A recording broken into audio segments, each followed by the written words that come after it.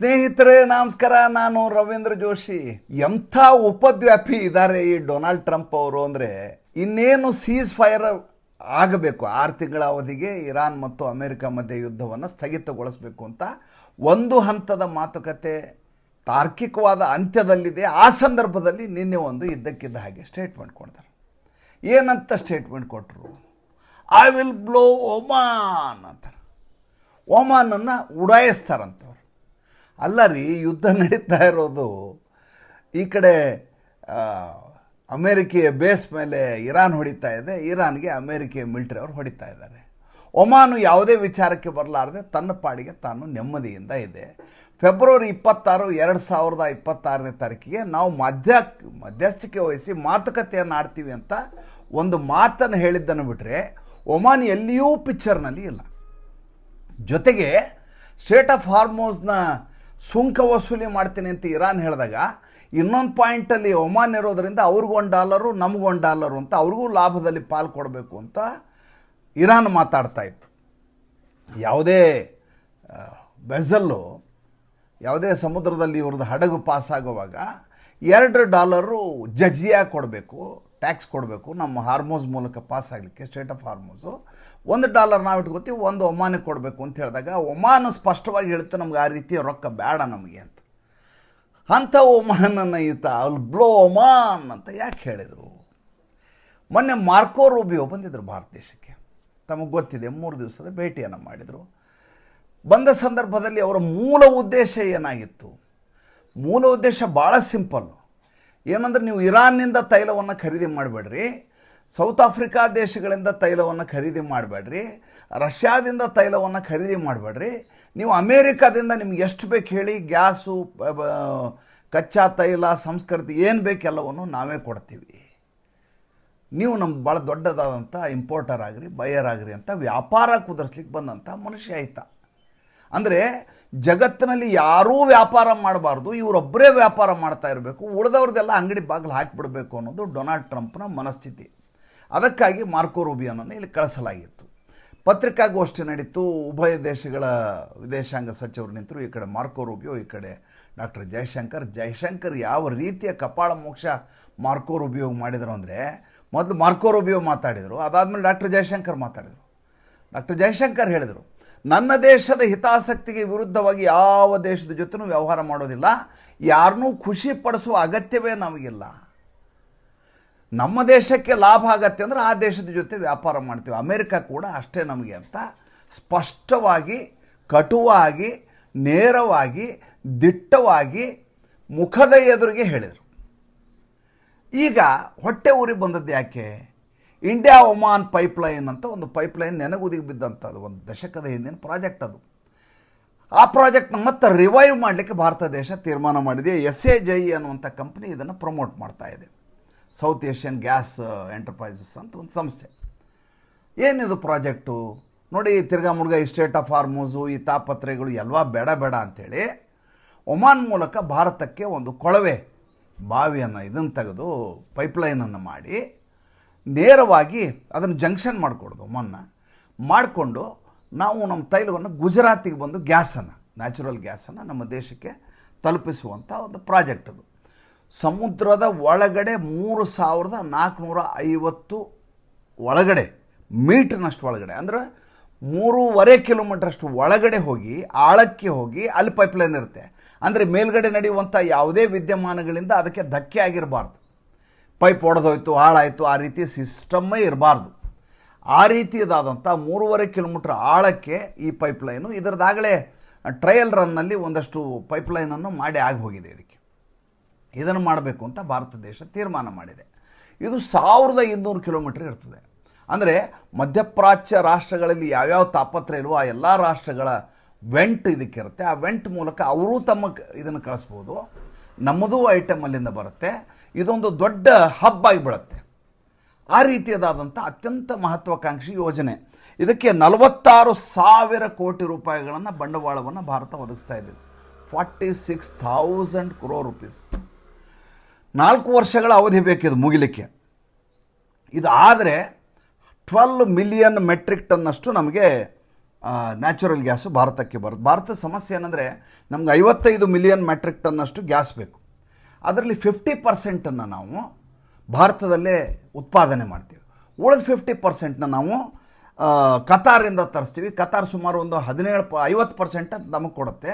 ಅದರ 17% ಈಗ ಮೊನ್ನೆ ಅದ್ರ ಮೇಲೆ ದಾಳಿ ಆದಾಗ ಹಾಳಾಗಿ ಹೋಗಿದೆ, ಅದು ಮಾಡಲಿಕ್ಕೆ ಆಗ್ತಾಯಿಲ್ಲ.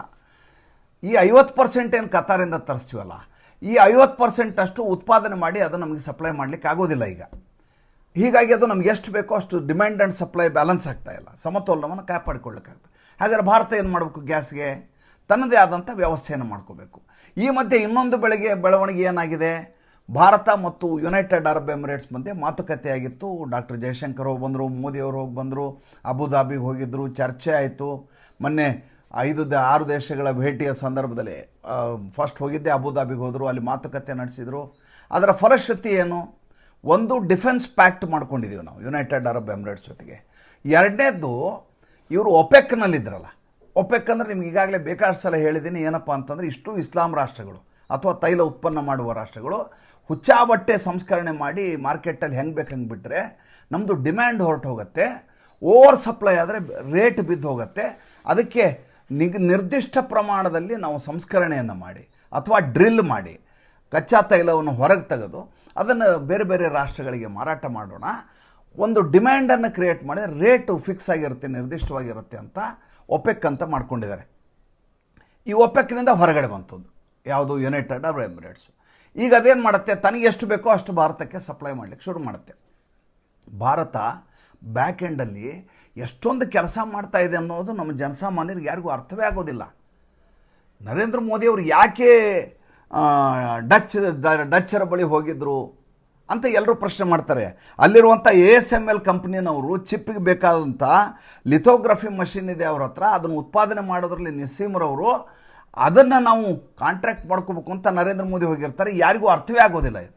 ನೆದರ್ಲ್ಯಾಂಡಿಗೆ ಯಾಕೆ ಹೋದರು, ನಾರ್ವೆಗೆ ಯಾಕೆ ಹೋದರು, ಯಾಕೆ ಓಡಾಡ್ತಾ ಇದ್ರು, ಈಗ ಮತ್ತೆ ಫಾರಿನ್ ಟೂರ್ ಹೋಗ್ತಾ ಇದ್ದಾರೆ, ಫ್ರಾನ್ಸ್ಗೆ ಯಾಕೆ ಹೋಗ್ತಾ ಇದ್ದಾರೆ? ಈ ರೀತಿಯಾದಂಥ ಉಪದ್ವ್ಯಾಪದ ಪ್ರಶ್ನೆಗಳು ಜಾಸ್ತಿ ನಮಗೆ. ಮನೆ ಯಜಮಾನ ಬೆಳಗ್ಗೆ ಬಟ್ಟೆ ಹಾಕ್ಕೊಂಡು ಮನೆಯಿಂದ ಹೊರಗಡೆ ಹೋದ್ರೆ ಬರೀ ಸುತ್ತಾನ್ರಿ ಅವ, ಏನು ಕೆಲಸ ಮಾಡಲ್ಲ ಅಂತ ಮನೆಯವರು ಅಂದ್ಕೊಂಡ್ರೆ, ಪಾಪ ಅವನು ಬೀದಿ ಅಲ್ಲದು ಇವ್ರಿಗೆ ಹೊಟ್ಟೆಗೆ ಹೊರಲಿಕ್ಕೆ ಏನು ಬೇಕೋ ಅದು ಮಾಡ್ತಿರ್ತಾನೆ. ಆದರೆ ಮನೆಯವ್ರಿಗೇನು, ಏನ್ರಿ ಮುಂಜಾನೆ ಚಪ್ಪಲಿ ಹಾಕ್ಕೊಂಡು ಹೋದ, ಮಧ್ಯಾಹ್ನ ಯಾವಾಗ ಬಂದು ಊಟ ಮಾಡ್ತಾನೆ, ಎಲ್ಲರದು ಊಟ ಆಗಿರ್ತದೆ, ಭಾಂಡೆ ತೊಳೆದು ಮನೆಯಾಗ ಮಲ್ಕೊಂಡಿರ್ತೀವಿ, ಊಟಕ್ಕೆ ಹಾಕು ಅಂತ ಬರ್ತಾನೆ. ಯಾಕೆ? ಎಲ್ಲಿ ಹೋಗಿದ್ದವ? ನಿಮ್ಮನ್ನು ಸಾಕಲಿಕ್ಕೆ, ನಿಮ್ಮ ಮನೆಯನ್ನು ಉಳಿಸ್ಲಿಕ್ಕೆ, ನಿಮ್ಮ ಜೀವನವನ್ನು ಹಸನು ಮಾಡಲಿಕ್ಕೆ ಪಾಪ ಊರೂರು ಅಡ್ಡಾಡ್ಲಿಕ್ಕೆ ಭಾಳಷ್ಟು ಜನರಿಗೆ ಅರ್ಥ ಆಗಲ್ಲಿದು. ಭಾರತ ದೇಶದ ಕಥೆ ಇದೆ ಇದು. ಭಾರತ ಅನ್ನೋ ಒಂದು ಮನೆ ಅಂತ ತಿಳ್ಕೊಂಡಂಥ ನರೇಂದ್ರ ಮೋದಿ, ಮನೆ ಯಜಮಾನ ನರೇಂದ್ರ ಮೋದಿ ಗಯಾನಾಕ್ಕೆ ಹೋಗ್ತಾರೆ, ಗಯಾನಾದಲ್ಲಿ ಜೊತೆ ಕಾಂಟ್ರಾಕ್ಟ್ ಮಾಡ್ಕೋತಾರೆ, ಸೌತ್ ಆಫ್ರಿಕಾದ ಬೇರೆ ಬೇರೆ ದೇಶಗಳಿಗೆ ಹೋಗ್ತಾರೆ. ಅದರ ಫಲಶ್ರುತಿ ನೋಡಿ, ಇದು ಯಾರು ಎಷ್ಟು ಜನರಿಗೆ ಒಮ್ಮನ್ ಇಂಡಿಯಾ. ಇದು ಡೊನಾಲ್ಡ್ ಟ್ರಂಪನ ಕಣ್ಣಿಗೆ ಬರುತ್ತೆ. ಮೊನ್ನೆ ಚೈನಾದಲ್ಲಿದೆ ಹೇಳಿದ್ರು ಅವರು ಹೋಗಿ, ಡೊನಾಲ್ಡ್ ಟ್ರಂಪು ಜಿ ಜಿನ್ಪಿಂಗ್ ಹೇಳಿದರು, ನೋಡಿ ನಿಮ್ಮ ಮೇಲಿದ್ದಂಥ ಆಕ್ಸಸ್ ಏನಿತ್ತು, ಆಕ್ಸಸ್ ಬಂದ್ ಮಾಡಿದ್ರು ಅವರು. ASML ಅನ್ನುವಂಥ ಡಚ್ ಕಂಪ್ನಿ ಇದೆಯಲ್ಲ, ಆ ಚಿಪ್ಸ್ನ ಲಿಥೋಗ್ರಫ್ ಮಷಿನ್ ಮೂಲಕ ಉತ್ಪಾದನೆ ಮಾಡೋದು, ಅವ್ರಿಗೆ ಆಕ್ಸಸ್ಸನ್ನು ಬಂದ್ ಮಾಡಿತ್ತು ಚೈನಾಗೆ. ಯಾಕಂದರೆ ಚೈನಾ ಮುಂದೆ ಹೋಗ್ಬಿಟ್ರೆ ಡೊನಾಲ್ಡ್ ಟ್ರಂಪ್ ಆಫರ್ ಕೊಟ್ಟರು, ನಿಮ್ಮದು ASMC ಜೊತೆ ನಾನು ASML ಜೊತೆ ನಿಮ್ಮದು ಆಕ್ಸಸ್ಸನ್ನು ಓಪನ್ ಮಾಡ್ತೀನಿ, ನೀವು ಬಂದು ಇರಾನ್ ಸ್ಟ್ರೇಟ್ ಆಫ್ ಹಾರ್ಮೋಸ್ ಬಂದಾಗಿದ್ದನ್ನು ಓಪನ್ ಮಾಡಿಸಿ ಅಂತ. ಹ್ಞೂ ಅಂತೇಳಿ ಶೇಕ್ ಹ್ಯಾಂಡ್ ಮಾಡಿದ್ರು ಜಿ ಜಿನ್ಪಿಂಗು. ಒಂದೇ ಒಂದು ಸ್ಟೇಟ್ಮೆಂಟ್ ಕೊಡಲಿಲ್ಲ. ಈತ ಪ್ಯಾಲಿ ಹೆಂಗೆ ಸ್ಟೇಟ್ಮೆಂಟ್ ಕೊಟ್ಟ. ವೈಟ್ ಹೌಸ್ನ ಹೆಸರಲ್ಲಿ ಸ್ಟೇಟ್ಮೆಂಟ್ ಬಂತು, ಡೊನಾಲ್ಡ್ ಟ್ರಂಪ್ ಹೆಸರಲ್ಲಿ ಟ್ರೂತ್ ಸೋಷಿಯಲ್ಸಲ್ಲಿ ಬಂತು, ಇಂಪ್ಲಿಮೆಂಟೇ ಆಗಲಿಲ್ಲ. ಚೈನಾಗೆ ಹೋಗಿ ಏನು ಮಾಡಿದ್ರು ಅಂದರೆ ಏನು ಸಾಧಿಸಲಿಲ್ಲ. ಇದು ಇವನ ಕೆಲಸ. ಭಾರತ ಹಂಗಲ್ಲ. ಭಾರತ ತನ್ನ ಉತ್ಪಾದನೆಯನ್ನು ತನಗೆ ಬೇಕು. ನೋಡಿ, ಈಗ ರಷ್ಯಾದಿಂದ ಆಯಿಲ್ ಖರೀದಿ ಮಾಡಬೇಡಿ ಅಂತ ಐರೋಪ್ಯ ರಾಷ್ಟ್ರಗಳನ್ನ ಯುದ್ಧ ಮಾಡಿದ್ದ ಅಮೇರಿಕ ಅಲ್ಲ ರೀ. ರಷ್ಯಾ ಉಕ್ರೇನ್ ಯುದ್ಧ ಆಯ್ತಲ್ಲ, ಬರ್ಬಾದಾಗಿರೋ ದೇಶಗಳು ಯಾವುವು? ಐರೋಪ್ಯ ರಾಷ್ಟ್ರಗಳು ಬರ್ಬಾದಾಗಿರೋದ್ರಿ. ಯಾರಿಗೂ ಅರ್ಥನೇ ಆಗ್ತಾ ಇಲ್ಲ. 2 ಪೈಪ್ಲೈನ್ ಇದ್ದು, ನಾರ್ಡ್ 1 ನಾರ್ಡ್ 2 ಅಂತೇಳಿ. ರಷ್ಯಾದಿಂದ ನೇರ ಐರೋಪ್ಯ ರಾಷ್ಟ್ರಕ್ಕೆ ಕಚ್ಚಾ ತೈಲ ಮತ್ತು ಗ್ಯಾಸು ಪಾಸ್ ಆಗ್ತಾಯಿತ್ತು. ನಾರ್ಡ್ 1ನ ಹೊಡೆದು ಹಾಕಲಾಯಿತು ಈ ಯುದ್ಧದ ಸಂದರ್ಭದಲ್ಲಿ. ಬರಬೇಕಾದಂಥ ಕಚ್ಚಾ ತೈಲ ಗ್ಯಾಸು ಸಪ್ಲೈ ಐರೋಪ್ಯ ದೇಶಕ್ಕೆ ನಿಂತೋಯ್ತು. ಅಲ್ಲಿರುವಂಥ ತೀವ್ರ ಚಳಿಗೆ ಐರೋಪ್ಯ ರಾಷ್ಟ್ರಗಳಲ್ಲಿ -ಡಿಗ್ರಿ ಹೋಗ್ತಾರಲ್ಲ, ಅವ್ರಿಗೆ ಈ ಹೀಟರ್ಗಳಿಲ್ಲದೆ ಅದು ಬದುಕಲಿಕ್ಕೆ ಸಾಧ್ಯ ಇಲ್ಲ. ಅವರು ನೀವು ಇಲ್ಲಿಂದ ಗ್ಯಾಸ್ ಅಲ್ಲಿ ಹೋಗಿ ನ್ಯಾಚುರಲ್ ಗ್ಯಾಸ್ ಅಲ್ಲಿ ಹೋಗಲಿಲ್ಲ ಅಂದರೆ ಅವ್ರು ಹೆಂಗೆ ಜೀವನ ಮಾಡಬೇಕು? ಆ ರೀತಿಯಾದಂಥ ಫೆಸಿಲಿಟಿ ನಾರ್ಡ್ ಒನ್ ಕಟ್ಟಾಗಿ ಹೋಯಿತು, ಪೈಪ್ಲೈನ್ ಹೊರಟೋಯ್ತು ಅಂದರೆ 2 ಪೈಪ್ಲೈನ್, ನಾರ್ಡ್ 1 ನಾರ್ಡ್ 2 ಅಂತ 2 ಪೈಪ್ಲೈನ್, 1 ಪೈಪ್ಲೈನ್ ಹೊರಟೆ ಹೋಯ್ತು. ಎರಡನೇದು ನಿಷೇಧವನ್ನು ಹೇರ್ತಾನೆ ಡೊನಾಲ್ಡ್ ಟ್ರಂಪ್. ಯಾವ ಐರೋಪ್ಯ ರಾಷ್ಟ್ರಗಳು ಕೂಡ ರಷ್ಯಾದಿಂದ ಆಯಿಲ್ ಖರೀದಿ ಮಾಡಬಾರ್ದು, ಅವರಿಗೆ ಆರ್ಥಿಕ ದಿಗ್ಬಂಧನ ಹೇಳಿ. ಹೌದ್ರಿ, ಅವನಿಗೆ ಆರ್ಥಿಕ ದಿಗ್ಬಂಧನ ನೀವೇರಿದ್ರಿ, ನಿಮ್ಮ ಕತೆ ಏನಾಯ್ತು? ನೀವು ಬರ್ಬಾದಾದ್ರಲ್ಲ.